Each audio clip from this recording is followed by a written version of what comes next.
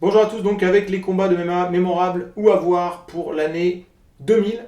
J'ai déjà fait toutes les années de 93 jusqu'à 99, une vidéo par année que vous pouvez retrouver sur ma chaîne si vous voulez les voir, les revoir, etc. Je vous invite vraiment à aller voir ça. J'espère que vous regardez les combats dont je vous parle, dans la mesure du possible bien sûr, parce que bon, tout le monde n'a pas l'inscription à UFC Fight Pass, même si je le recommande. Et à la limite, si vous ne les regardez pas, ce qui est bien, c'est que, et je l'espère, les vidéos atteignent cet objectif que je me suis un peu fixé, vous renseigne sur l'histoire du MMA, il évoque toutes les plus grandes stars, tous les moments où un numéro 1 perd son statut numéro 1, où un gars arrive, etc. etc. J'ai un peu regardé ma liste. Il y aura des années où il y aura 12, 13 combats, et je suis à peu près certain que toutes les stars, tous les grands noms, toutes les choses un peu importantes figurent dans l'ensemble de ces listes de combats, et des renseignements que je vous donnerai à chaque fois. Maintenant, je pense que c'est pas mal de commencer, si vous vous intéressez au MMA, de commencer vers 99-2000, parce que le style de combat n'est pas trop éloigné de ce qu'on a aujourd'hui, alors que ce qu'on trouve en 95-96, c'est vraiment éloigné. Donc voilà, 93 ressemble moins à 2000 que 2000 ne ressemble à 2019. Pourtant, il y a beaucoup d'écart de temps dans le temps. Voilà. Bref, et il se trouve aussi qu'à cette époque-là, il y a eu beaucoup de très gros combats qui ont eu lieu avec des stars qui sont citées comme références aujourd'hui. Donc c'est vraiment intéressant, ne serait-ce que pour la culture, pour le plaisir du visionnage. Et pour améliorer ou rendre ce plaisir du visionnage le plus possible, eh bien, je vais détailler un peu ces combats. Alors je commence par un combat qui est absolument mythique, s'il en est, cultissime, tout ce que vous voulez. C'est un combat entre Kazushi Sakuraba et Royce Gracie. Alors avant de vous parler de ce combat qui est monstrueusement mythique parce qu'il dure 1h30 déjà, donc voilà, c'est juste le combat le plus long de tous les temps, je crois. Enfin, un des combats les plus longs. Euh, je voulais juste préciser que ce combat a lieu dans un tournoi qui s'appelle le Pride Grand Prix 2000. C'est la finale du tournoi, en fait, enfin, c'est la soirée où il y a la finale du tournoi, le match n'est pas la finale du tournoi, qui visait à élire un petit peu le numéro 1 mondial, toute catégorie de poids confondue, au Pride. Il n'y a pas de ceinture au Pride, il n'y a pas de champion avec catégorie de poids, rien, c'est voilà. Donc c'était un peu le gros truc, le gros dossier du Pride. Et en plus du tournoi qui est monstrueux, eh bien, il y a ce combat qui est encore plus monstrueux, puisque ça oppose Sakuraba, l'immense star, le premier à battre un membre de la famille Gracie en MMA, à savoir Royler Gracie, je vous en ai parlé pour la vidéo de 99, mais il l'a battu de façon litigieuse. L'arbitre a déclaré que Royler Gracie perdait par soumission, alors que Royler Gracie n'avait pas abandonné, mais il avait le bras quand même en mauvaise posture. Donc, Royce Gracie, le grand frère, va venir à sa rescousse, va tenter de venger la défaite de son frère et va sauver l'honneur de la famille Gracie, de l'héritage du Jiu-Jitsu, tout ça. Il y a un truc d'honneur comme ça qui est énorme, et va venger aussi le fait que c'est injuste et tout ça. Et donc pour qu'il puisse être sûr de ne pas subir le même traitement, Royce Gracie a demandé à ce qu'il n'y ait pas de limite de temps dans ce match. Donc en fait ce seront des rounds de 15 minutes qui vont se succéder jusqu'à ce qu'un des deux combattants soit KO, donc ne réponde pas aussi aux invectives de l'arbitre, ou soit battu par soumission, mais là il faut que ce soit un abandon très net. Il ne peut pas y avoir de soumission technique. Donc c'est vraiment des règles très spéciales, avec la potentialité que le combat puisse durer à l'infini. Donc ils vont faire ce combat-là en premier, et il faut savoir une petite anecdote, c'est que le Pride a loué le Tokyo Dome où se passe l'événement jusqu'au petit matin du lendemain, puisqu'on ne savait pas, c'est impensable, hein, combien de temps le combat allait durer. Le combat aurait pu durer 3 heures, 4 heures, enfin c'est complètement dingue. Et j'imagine juste la gueule des autres combattants quand on leur a dit ça. Il fallait quand même qu'ils fassent tous les autres combats du tournoi dans le même soir. Voilà. Et d'ailleurs, le truc a duré, enfin, si ce combat-là a duré une heure et demie, il y a d'autres combats qui ont été longs dans la soirée. Je ne sais pas combien de temps dure le show en total, mais c'est incroyable. Voilà. Donc c'est un combat qui est déjà mythique sur le papier, du fait de l'honneur qui est en jeu, du contexte, tout ça, de l'importance historique. Royce Gracie, c'est la star de la famille Gracie avec Rickson. Mais c'est peut-être. Je dirais que c'est presque plus une grosse star dans le sens où c'est vraiment le gars qui a montré le plus ses skills contre des gros noms. Rickson, c'est la réputation et l'aura, le charisme. Royce, c'est vraiment les résultats sportifs en MMA à l'UFC. Bon, il suffit de regarder ce que j'ai dit en 93, 94, 95, vous verrez ça. Enfin, 93, 94 seulement d'ailleurs. Voilà. Il est ultra légendaire, quoi. Alors, il faut savoir que ce combat, 1h30 déjà, moi je vais vous le dire, et je comprends très bien, parce que c'est ce que je me suis dit aussi.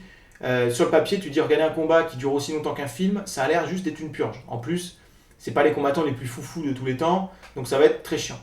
Et c'est vrai qu'avant de le voir, je me suis dit, ça va être relou, mais il faut que je le regarde. C'est un truc qu'il faut que je vois. Et en fait, je trouve que ça se regarde super bien, non pas par l'action, mais par tout ce qu'il y a autour, tout un tas de détails, tout un tas de moments et tout ça. Ça se regarde presque justement comme un film, ou comme un bon combat de catch, quelque part, pour tout le côté psychologie, storytelling, comme on dit dans le catch, c'est-à-dire le fait que ce qui se passe pendant le match transmet beaucoup d'émotions et de fait réagir en fait. Moi j'adore le fait par exemple que dans le coin de Royce Gracie, il y a Helio Gracie et Rorion Gracie, un autre frère d'ailleurs, mais qui fait pas de MMA, lui qui est plus manager. Et on voit leur visage quand ils sont inquiets, quand ils se disent putain et tout. Enfin, c'est extraordinaire. Au début du combat, Royce Gracie a l'air complètement déterminé à détruire Sakuraba. Et petit à petit, on sent qu'il lâche psychologiquement, alors que Sakuraba fait le débile. C'est complètement dingue. C'est vraiment dingue. Il y a un moment où Sakuraba a Royce Gracie dans une espèce de kimura et il sourit au public. Il joue avec le kimono. Enfin, il y a des moments complètement dingues. Les moments où la famille Gracie discute entre les rounds. Et on sent que plus les rounds passent, plus les discussions sont tendues. Et il y a un peu le visage de Royce Gracie qui a l'air d'être désolé, tu vois. C'est génial. Ça, pour tous ces trucs-là, j'ai des frissons à vous en parler. Ça, c'est vraiment ça qui est génial. Alors, comment ça se passe dans le match? En fait, c'est un combat avec beaucoup de situations statiques. Mais on sent que les deux réfléchissent, en fait. C'est pour ça que je dis que c'est psychologique. On essaie d'imaginer ce que l'un est en train de se dire, ce que l'autre essaye de faire, qu'est-ce qu'il va décider de faire pour sortir de telle position, de trucs, voilà. Et au début, ce qui est assez étonnant, c'est que si le combat avait été un match dans les règles normales du Pride, il est probable que Royce Gracie eût gagné à la décision. C'est dingue. Mais c'est lui qui a demandé à ce que ça dure, et du coup, plus le combat avance, plus Sakuraba prend le dessus, notamment avec les leg kicks, notamment debout, notamment dans la fatigue. On sent que Sakuraba est très décontracté, et consomme beaucoup moins d'énergie à défendre les amener au sol, consomme beaucoup moins d'énergie au sol quand il essaie de contrôler. Et la fatigue commence à se faire payer sur Royce Gracie, qui va finir par abandonner entre deux rounds. Et le moment où il abandonne, c'est un truc juste génial parce qu'on sent qu'il parle à Rorion Gracie qu'à la serviette. Hein, il abandonne en jetant l'éponge. Et on sent qu'il se regarde et dit vas-y, jette l'éponge. Et l'autre il dit mais t'es sûr, mais c'est quoi?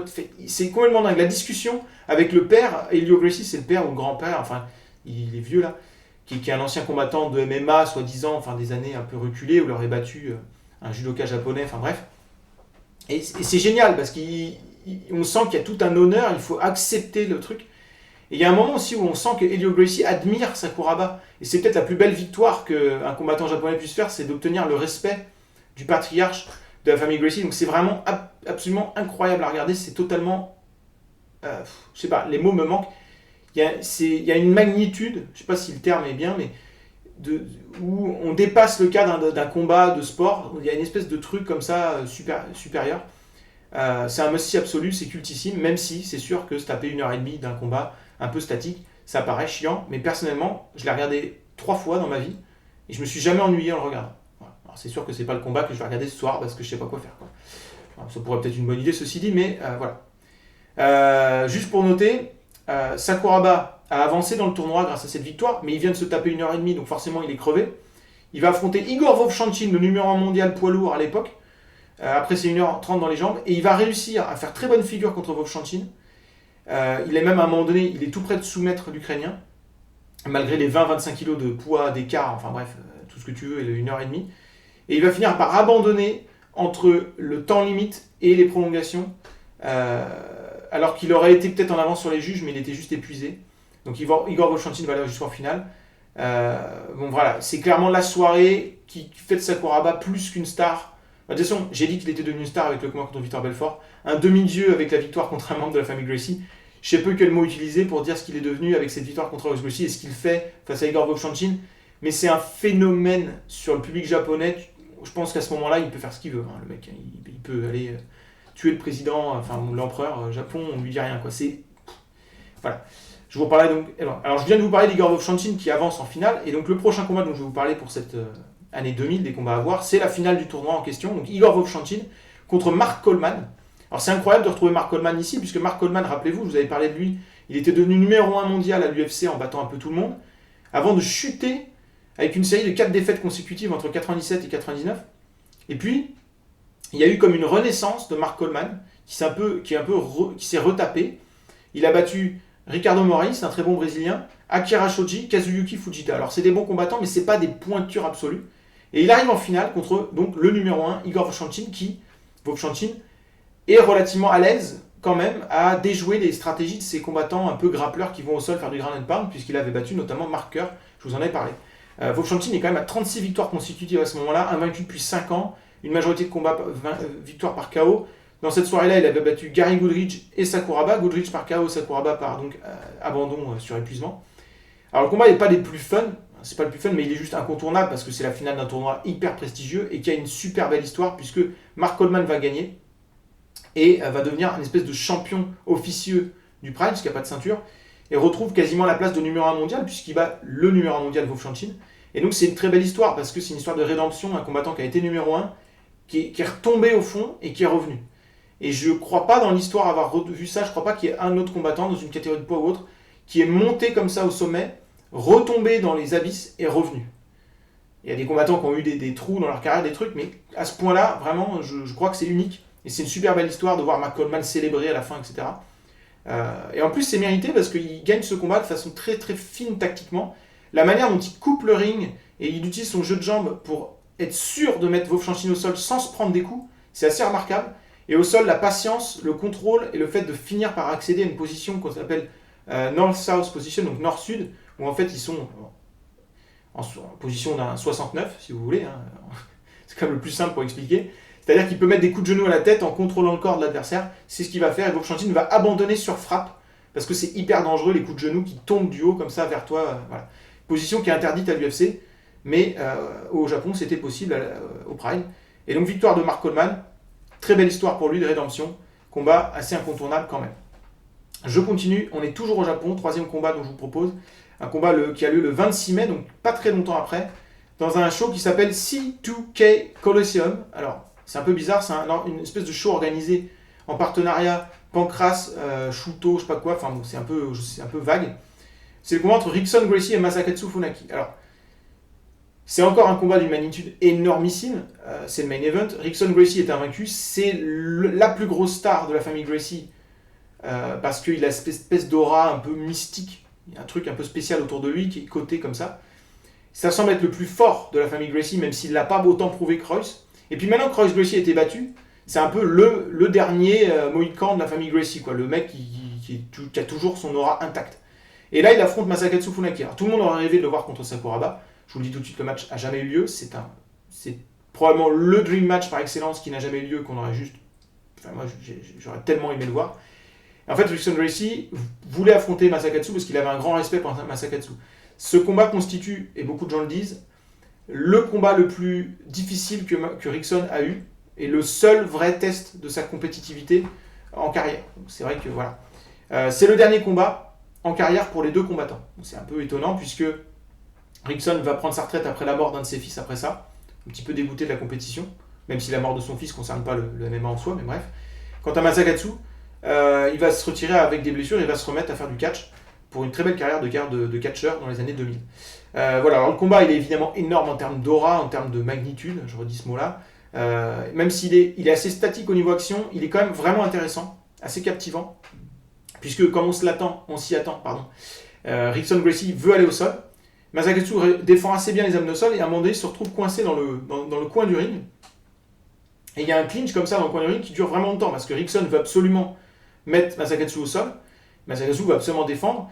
Et dans cette position, l'avantage va à Masakatsu qui a réussi à mettre des coups de genoux et mettre des choses comme ça. Ce que je trouve vraiment intéressant, c'est qu'à l'époque, on ne fait pas casser des situations. Donc on voit que ça réfléchit.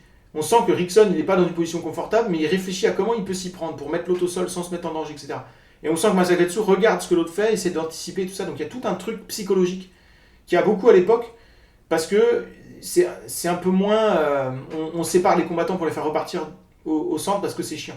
C'est pas parce que c'est statique que c'est chiant, ça dépend des fois, et là en l'occurrence c'est plutôt intéressant. À un moment donné, Masakatsu réussit à placer une guillotine qui semble pas mal partie. Et le problème c'est que c'est comme si Rickson attendait ça pour pouvoir utiliser la guillotine de Masakatsu pour mettre Masakatsu au sol, puisque Rickson est tellement sûr de lui au sol qu'il s'en fout. Sauf que Masakatsu arrive à se relever et à laisser Rickson sur le dos au sol. Donc il se retrouve dans la position un peu de Sakuraba, c'est-à-dire avec l'autre au sol sur le dos et lui debout. Il commence à essayer de faire des coups de pied, c'était un peu la mode à l'époque, lancée par Sakuraba. Sauf que Rickson se relève parce qu'il sait que c'est une position qui est dangereuse. Donc il prend un risque. Donc là ça devient un petit peu plus mouvementé on va dire. Et puis finalement il réussit à mettre Masakatsu au sol. Et là une fois qu'il a Masakatsu sur le dos au sol, c'est la démonstration. Il passe la garde hyper facilement, clac clac, il arrive ground and pound, rear naked choke, merci. C'est juste impossible de défendre Rickson au sol, voilà. Même si Masakatsu n'est pas mauvais au sol, il se fait vraiment bouffer royal. Donc c'est rien de dingue au niveau rebondissement et tout, mais c'est un combat qui est intéressant, qui a une énorme aura de trucs un peu mythiques. Et puis c'est le dernier combat de Rickson, c'est le combat le plus compétitif qu'il ait eu. Donc rien que pour... Parce que Rickson Gracie, même si c'est pas un gars qui a eu des grands résultats, C'est une figure incontournable de l'histoire du MMA et du jiu-jitsu brésilien, vraiment. Et donc, ce combat-là vaut le coup rien que pour ça. C'est une très grosse curiosité. Et donc, je l'inclus dans ma liste. Combat suivant. On est toujours au Japon. On continue au Pride. Pride numéro 10, c'est le combat entre Wanderlei Silva et Guy Metzger, le 27 août 2000. C'est le combat qui, on va dire, fait de Wanderlei Silva non seulement un nom un peu plus mémorable. Ça fait pas de lui une star parce que Metzger était un peu moins coté à ce moment-là, mais ça fait de Wanderlei Silva quelque chose d'un peu spécial.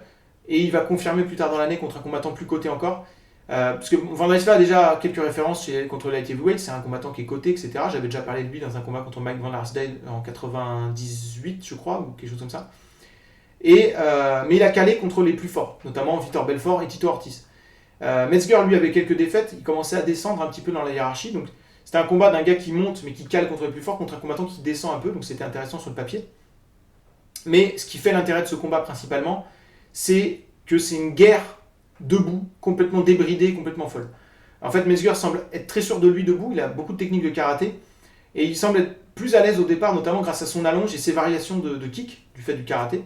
Mais Wanderlei, c'est un combattant qui est très agressif et qui aime être debout, et qui surtout a ce truc où si jamais il blesse un peu l'autre, il a une furie derrière où il ne va pas le lâcher jusqu'à finir par avoir un KO. Et ce qui est intéressant, c'est que dans ce combat, Wanderlei va être vraiment mis en difficulté à un moment donné, sauf que Metzger ne va pas réussir à le finir, et que les risques que Metzger va prendre pour essayer de finir Wanderlei à ce moment-là vont coûter une situation, on va dire, favorable à Wanderlei Silva, qui va amener la fin du match, que Wanderlei va beaucoup plus suivre, et va finir par mettre un très gros KO avec un crochet à la tempe où Metzger tombe comme une merde, enfin c'est impressionnant. Donc un énorme KO, un combat super fun, pas très très long, essentiellement debout, et quelques moments un peu au sol, et qui fait de Wanderlei Silva une star parce qu'il bat un gars établi au Japon, mais surtout parce qu'il gagne avec une façon, avec un charisme un peu comme ça agressif de prédateur qui le caractérisera, et à partir de là il va avoir que des gros combats Wanderlei Silva et il va devenir une immense star, l'une des 3 figures principales de l'histoire du Pride avec Fyodor et Krokop je pense, et Sakuraba. Voilà, c'est les 4. S'il y avait 4 noms à retenir de l'histoire du Pride, de toute façon ça serait ça, ce serait Sakuraba, Wanderlei Silva, Fyodor Emelianenko et Mirko Krokop. Voilà. J'en reparlerai des 2 derniers, ils ne sont pas encore arrivés dans mes listes, mais voilà. Quant à Metzger, c'est le début de la fin pour lui. De là, il coincera toujours contre des gros noms de la division, même s'il aura quelques victoires par-ci par-là. Combat suivant, même soir, Pride numéro 10, c'est le combat qui était annoncé comme le plus gros combat de l'histoire du MMA à ce stade. Alors vous allez me dire, putain, tu viens de nous parler de Rickson Gracie contre Masagatsu, tu viens de nous parler de Sakuraba contre Royce Gracie, qu'est-ce que ça peut être? C'est Sakuraba à nouveau contre Renzo Gracie. Alors, pourquoi c'est plus gros? Parce que on va dire que c'est comme si ça s'empilait. Sakuraba a battu Royler Gracie, mais de façon un peu litigieuse. Il bat Royce Gracie, mais avec un contexte particulier sur un abandon parce que ça dure. Mais en fait, est-ce qu'il l'a vraiment battu? Non, c'est juste que voilà. Là, il affronte le Gracie. Alors, c'est pas un des frères, machin, c'est un cousin, du coup, à ceux dont je viens de parler, ou un neveu, je sais plus, qui est le plus actif à l'époque. C'est un jeune combattant, contrairement aux autres qui sont un peu plus vieux.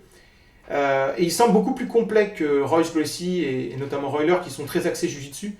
Renzo a évidemment un excellent niveau au jiu-jitsu, il a gagné 2 fois le tournoi de grappling à Abu Dhabi, mais il est beaucoup plus à l'aise debout. Alors il faut savoir que Renzo a déjà une défaite à ce moment-là à la Rings, par décision, une décision très limite, très serrée à la Rings contre Tamura. Mais voilà, on sent que Renzo peut vraiment battre Sakuraba parce qu'il est plus complet, il sera plus à l'aise debout, il est plus vif, etc. Et donc c'est un énorme combat, il faut se rendre compte à l'époque, parce que c'est vrai que rétrospectivement on dit Renzo c'est moins prestigieux que Royce, ou même Royler dans une certaine mesure. Mais faut se dire qu'à l'époque, ce qui fait que c'était gros, c'est que c'était Sakuraba l'homme à abattre. Que finalement, dans ce combat-là, pour une fois, c'est lui qui a plus gros à perdre. Que c'était Sakuraba la plus grosse star. Mais qu'il affrontait quelqu'un de tout aussi coté et qui pouvait tout perdre, en fait, un petit peu. Voilà. Et que ça semblait être, en fait, finalement, un combat qui s'annonçait plus difficile alors qu'il avait moins à gagner. Donc c'était un peu particulier. Et c'est un combat qui est très très fun, avec pas mal de situations intéressantes. Moi, ce que j'aime dans ce combat, notamment le plus, c'est le fait qu'il y a plein de moments qui font quelque part référence au combat précédent de Sakuraba contre la famille Gracie, notamment quand il y a Renzo qui se trouve au sol sur le dos, il se relève tout de suite. Et à un moment donné, il se relève tout de suite, Sakuraba est surpris, ce qui fait que quand il se retrouve dans une position similaire, et que Renzo veut se relever tout de suite, Sakuraba se montre hyper agressif pour essayer de conserver la position ou de capitaliser sur le moment où Renzo se relève. Donc c'est vraiment des trucs comme ça qui sont assez amusants. C'est assez serré. Ce qui est intéressant aussi dans ce combat, c'est que les deux utilisent beaucoup de leg kick. Et donc, on voit que Sakuraba a des problèmes au genou. De toute façon, il a toujours été strappé au genou toute sa vie, je crois, ce gars-là. Et franchement, au bout du premier round de 10 minutes, c'est vraiment difficile de savoir qui domine le match. Et dans la suite du match, Sakuraba va prendre le dessus, mais pas de façon hyper nette. Donc on se dit qu'il va peut-être y avoir des prolongations, parce qu'à l'époque, il y avait un système de prolongation. Les commentateurs disent ça d'ailleurs, ils disent ouais, bon, ça devrait faire 5 minutes de prolongation, tout ça, tout ça. Et puis, à 1 minute 30 de la fin, Renzo réussit ce qu'il essayait de faire depuis le début du combat, c'est avoir une situation favorable de soumission. Il est dans le dos de Sakuraba debout. Donc, il est dans le dos de Sakuraba est debout. Donc il essaye de capitaliser, donc il peut sauter dans le dos, il peut faire un truc. Et Sakuraba prend le bras de Renzo et réussit à se mettre comme pour partir sur une Kimura. La Kimura, c'est le move que Sakuraba a utilisé pour battre Royler Gracie. Mais on se dit, il va pas battre Renzo Gracie comme ça. De toute façon, Renzo est dans son dos, c'est compliqué, machin. Et il fait une espèce de mouvement de rotation assez hallucinant pour réussir à ramener je me mélange avec tout ça, pour essayer de ramener Renzo Gracie au sol dans la Kimura en bloquant le corps de Renzo, parce que pour que la Kimura soit appliquée, il faut que le corps de Renzo reste en place et que ce soit juste le bras qui bouge dans le dos, si vous voulez. Et il va réussir à placer complètement sa Kimura jusqu'à casser le bras de Renzo. Et on voit le bras de Renzo qui casse, c'est-à-dire qu'on voit son coude se disloquer et tout.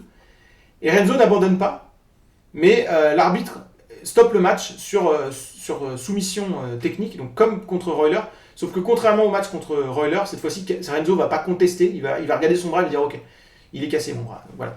Donc c'est impressionnant et la boucle est bouclée avec le match contre Royler Gracie parce que ça donne l'impression que si l'arbitre n'avait pas n'avait pas arrêté le match contre Royler, voilà ce qui serait arrivé à Royler. C'est un petit peu le truc, donc c'est vraiment extraordinaire. C'est une fin vraiment mythique. C'est une des images mythiques un peu du Pride où on voit Sakuraba casser le bras et regarder le truc et se dire il est cassé le bras et Renzo qui regarde son bras un peu genre. Ouais.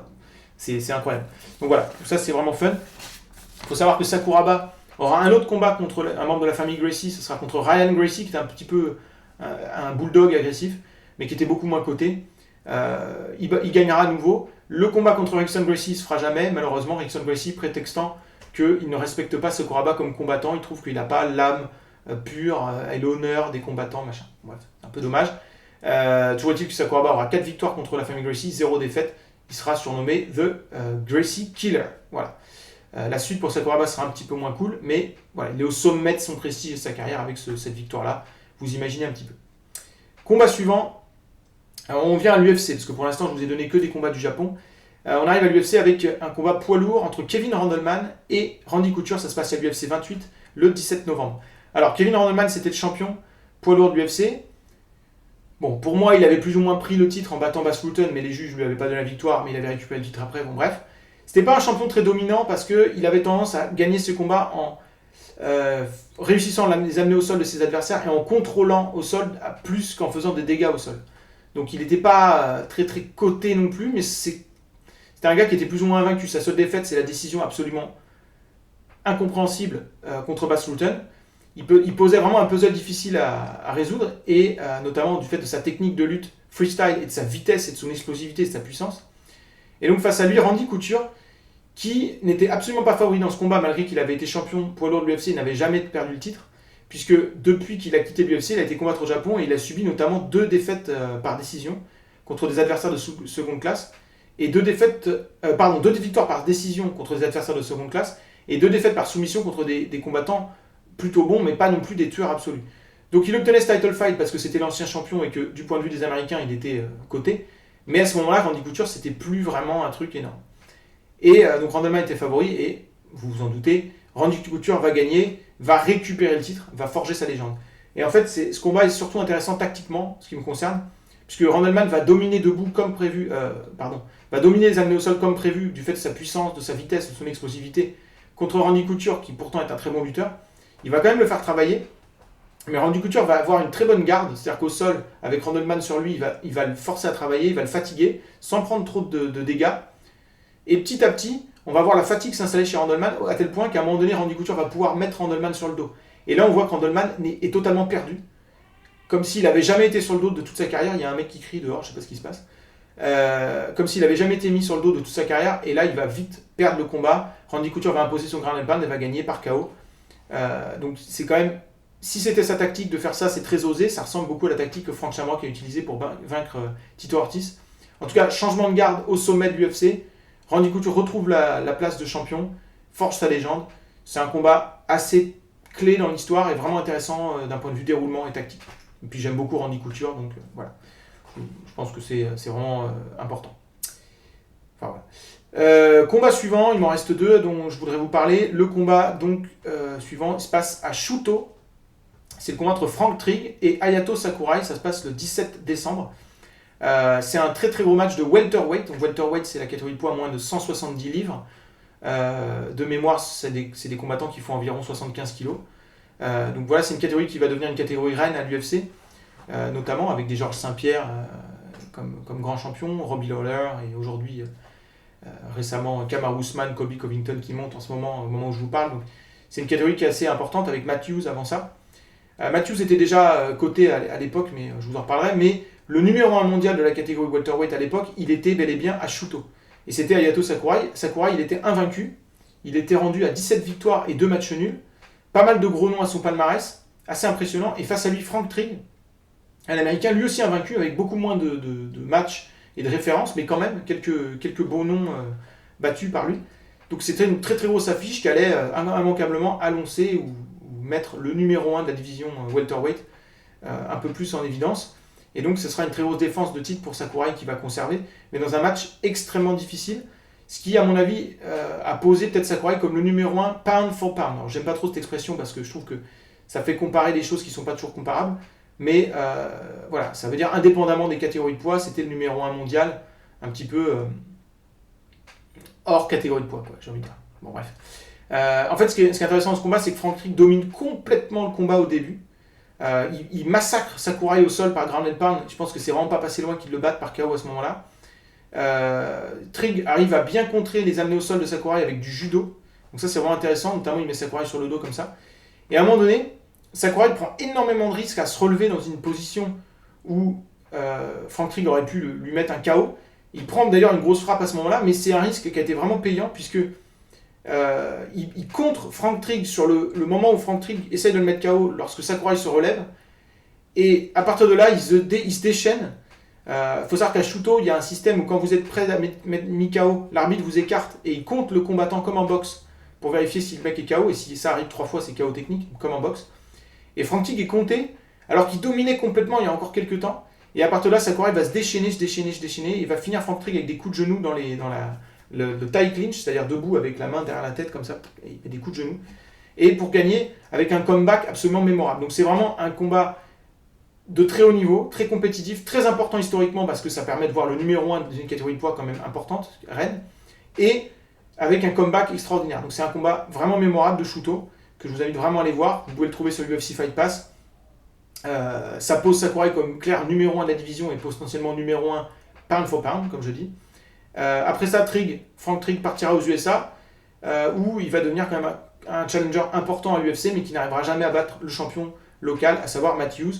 Et d'ailleurs, Sakurai aussi va aller affronter Matthews plus tard à l'UFC et lui aussi calera contre Matthews qui s'avérera lui devenir le numéro 1 mondial plus tard, mais ça, je vais vous en reparler.